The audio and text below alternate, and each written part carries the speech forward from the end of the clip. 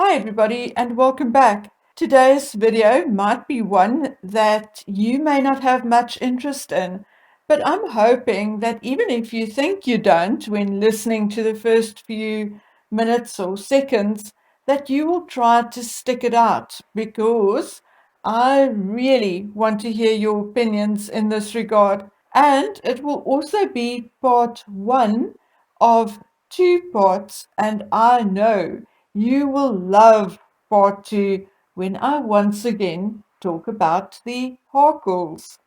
My thoughts for this video were prompted by something another YouTuber said in one of his videos recently. I cannot even remember which video, but anyway, I was wondering how countries determine how much money to print annually, and I realized that I do not have an answer to that question. I knew there is some kind of formula, but other than that, it wasn't something I ever gave much thought to or cared about, as the only time I worry about money is when I don't have any. Anyway, so I pulled out my laptop and asked Professor Google, but soon realized that the financial terminology is slightly above my field of expertise, or shall I say, non-expertise. Anyway, but here in a nutshell, in very basic terms, is what I learned. Very few countries' money is still based on the gold standard, meaning that gold does not influence the value of our money. I seeked and could not find any country still basing their currency value on gold. However, I may just be wrong or blind, or maybe they are, but I'm not interested enough to spend too much time looking.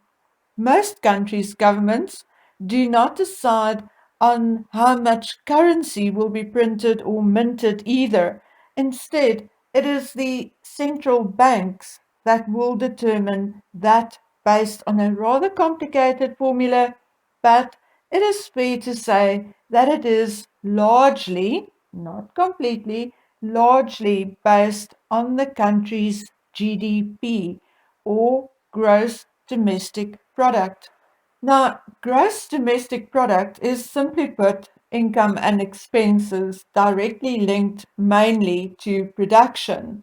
The lower a country's productivity, the lower its GDP. Okay, like I said, I know this is not 100% accurate, but I am truly not going to bore you and myself by reading pages and pages of economic papers, as the only point I really wish to make is that no country willy-nilly prints money, and no country can just determine their own currency value by just waking up one morning, wiping the shit out of their eyes and saying, okay, today the rand or the dollar is worth this much.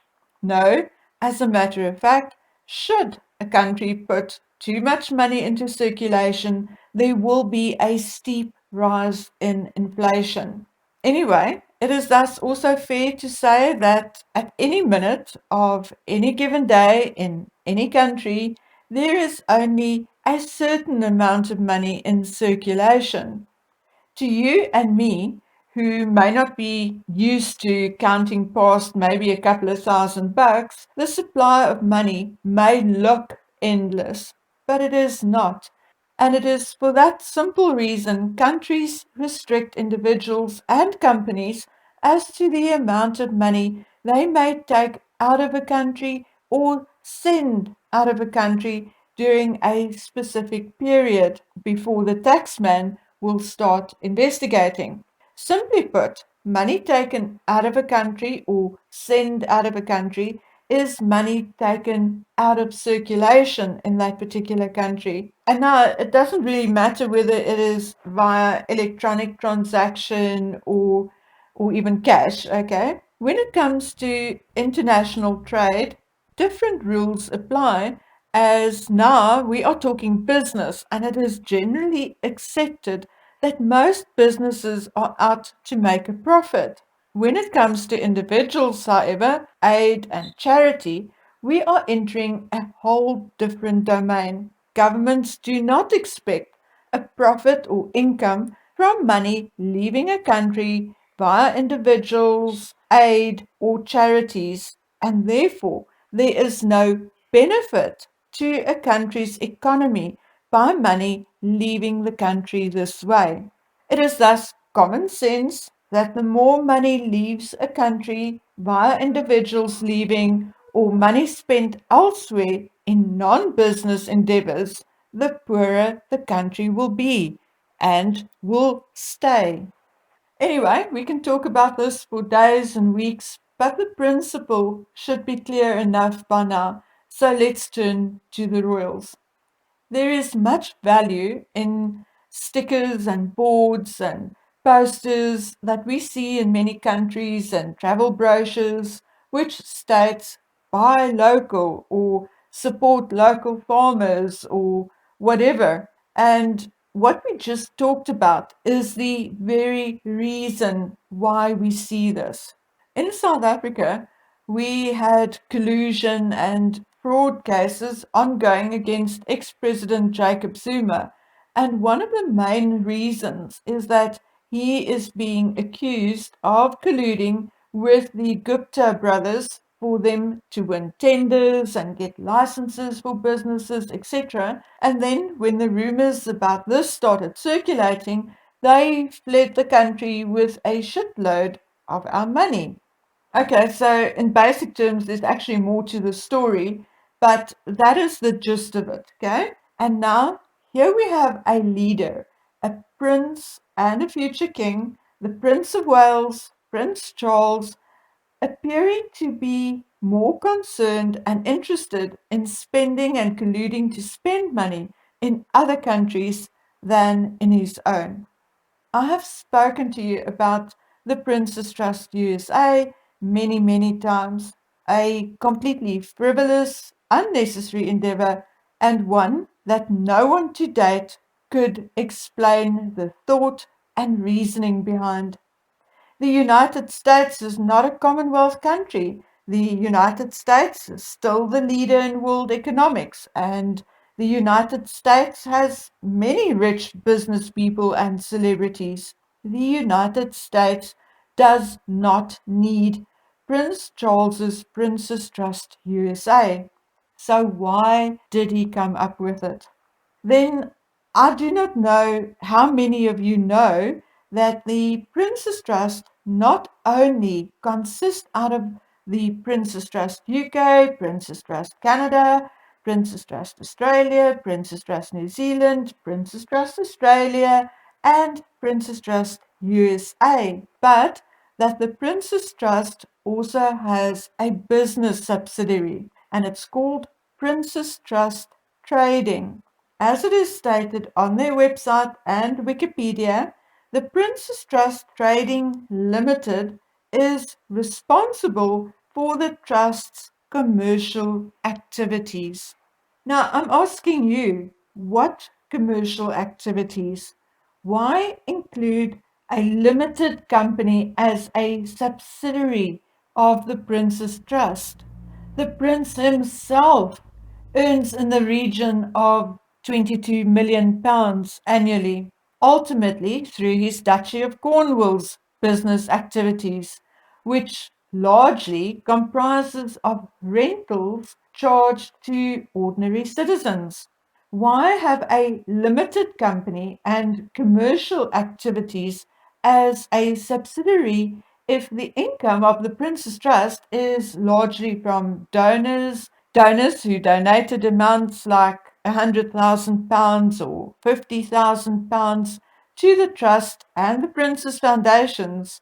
I mean, just go ask Dr. Mafus, Dimitri Leus, and others. Other income or donations come from the EU, the big lottery fund, the Department of Education and Skills, etc. So where does that money of the limited company, the commercial business, go to? And as a commercial business, they are also not under any obligation to donate anything. But anyway, getting back to money leaving the country. How much of the money generated within the borders of the United Kingdom actually leaves the country via the Prince's Trust New Zealand, Prince's Trust Australia, Canada, Prince's Trust International, and now Prince's Trust USA? I don't know. I don't know how much money leaves through those subsidiaries, but I guess I could go look up their financials, except that the published financials are just summaries and only shows income and expenses and does not detail where or to whom money is paid. So it would be an absolute waste of my time. But before the COVID lockdown, it was estimated that Britain's poverty rate was 18%. After COVID, it went up to 22 or 23%. Now, I'm sorry about this, but different publications, different figures. So, don't you think it is time British citizens start asking how much British money is leaving the country via the various Prince's Trust subsidiaries, particularly the Prince's Trust International and Prince's Trust USA, and also ask how much money Prince's Trust Trading is making and where is that money going to? And guys, do you have any idea who the current global patron for the Prince's Trust Group is? Well, until 2020, it was His Highness the Aga Khan. Why? Why? I'll tell you why. His Highness the Aga Khan is the 49th and current Imam of a denomination within Shia Islam and one of the world's 15 richest people with a net worth of approximately 13 billion. So, is it clear to you yet why Charles and the Aga Khan, both British citizens, want to expand the Prince's Trust, and don't forget its commercial subsidiary, to America? Go figure, or go ask them that question. As a British citizen, you are entitled to have that question answered. So let's talk for a minute about the Prince's Asian Trust, a trust founded by Prince Charles in 2007. According to their website, their work supported 6.6 million people in India, Sri Lanka, Pakistan, and Bangladesh. Okay, cool. At least those are Commonwealth countries and a very noble thing to do indeed, except maybe for the fact that there is currently a 23% poverty rate in Britain. 6,000 homeless veterans, but let's move on. Now, the British Asian Trust gets their money largely through donations collected at various events. For instance, in 2017, during a roundtable discussion on social finance at St. James's Palace, with Charles in attendance, they raised £4 million. Now, it does not matter who the donors are, whether the majority were from Asian descent or not. It was British money contributed during that event, and £4 million, which will leave the country with little to no monetary return. Or so one would think. But wait, hang on. Here is the revelation which makes it stink a little more. You see, this is not just a charity, but runs on a business model including social funding and impact bonds. So, what is an impact bond? Again, I don't have the language or financial education to explain it in academic terms, nor the time or interest to study the intricate details, but in simple basic English, it means that an investor or donor, as they wish to call themselves when involved with the Prince's British Asian Trust, provides money for a project, mostly service providing projects, and if targets are not met or profits are not made, he loses his money. But if targets are met, he gets a financial return on his donation, or shall we rather call it investment. The recipients of the donation, investment, or funding, yes, apparently in this endeavor it is a rather grey area, will also be working in the sector the funder, donor, investor actually targets. I really do not wish to explain this any further, but pause a moment and think for yourselves what this actually means. What a great charity this is, which is not a charity, not really, okay? But do you really want to blink twice if you are not already? Well, here are some details on two of the board members of Prince Charles's British Asian Trust. The one is, I don't know how to pronounce his first name, but it's Manoj. I think it's called Mano Badale, Badale. In 2008, Mr. Badale, along with a consortium, violated BCCI norms when they made inappropriate, fictitious bids when obtaining Rajasthan Royals, a football club. One of the other directors or one of the other trustees on the board is Lord Yitesh Gadya, member of the House of Lords nogal. In 2014, he was involved in a cash for access scandal along with James Stunt, a billionaire art dealer, and Alex Temerko, a Russian tycoon, when they arranged dinners with Dave parties where donors paid at least £50,000 to attend dinners with David Cameron between July and September 2014. Now, does cash for access scandals sound familiar in any way? I'm just asking. Now, only a few weeks ago, we did a video on Harry and Meghan's 13 companies.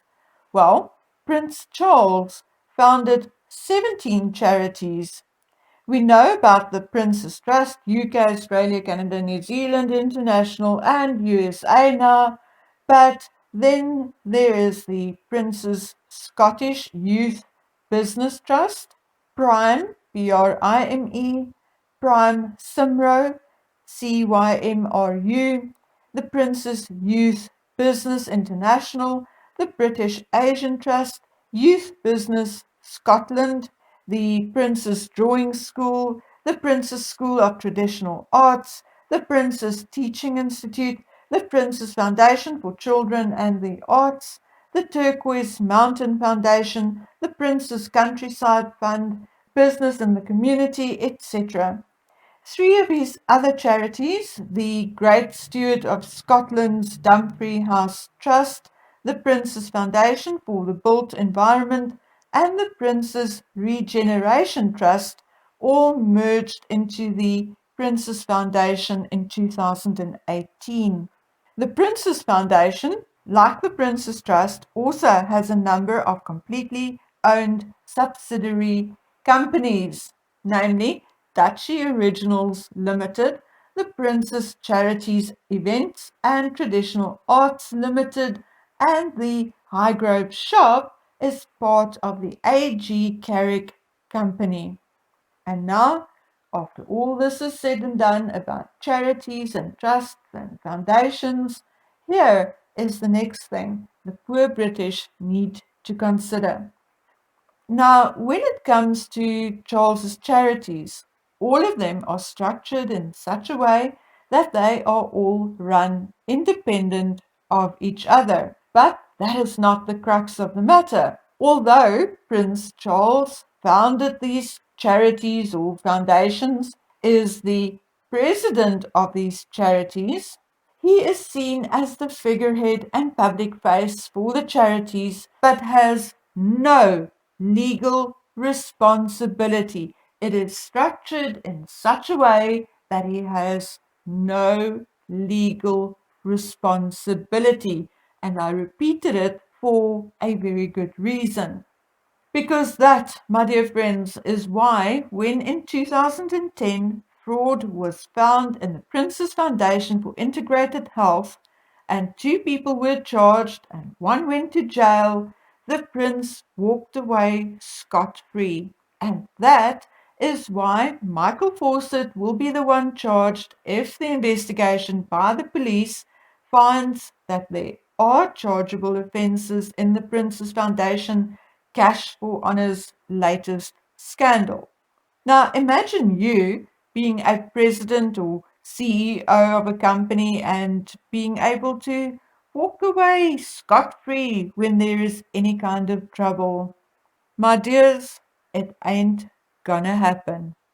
So yet again, royals being protected to an extent where there is no accountability for decisions they may make and money leaving your country via these trusts and foundations, and thirdly, business ventures hidden under the cloak of charity. Am I saying these charities and foundations are not doing good work? No, of course not. If they did not do good work, they would have been exposed a long time ago. But just what is going on? Are they good for the British citizens? Taking British money out of circulation, and I don't see any charity under these lot providing clothing, housing, or anything extraordinarily giving or concerning the poor and the needy. A charity I personally consider a real charity is called Gift of the Givers, and one day I will tell you about them. And there is absolutely nothing in the majority of Charles's charities which gives me the same feeling or impression of it actually being a gift, more like grants with an expectation of a return on the grant. But, my dears, you decide. Take my explanations and words and investigate for yourselves. All I am asking is that you make informed decisions in these perilous times. Okay, my dears, I'll be back soon with part two, and I promise you it will be a lot more entertaining because we will once again be talking about Meghan and Harry's money and what I found out about that. So until we meet again on the next one, take good care of yourselves. Bye.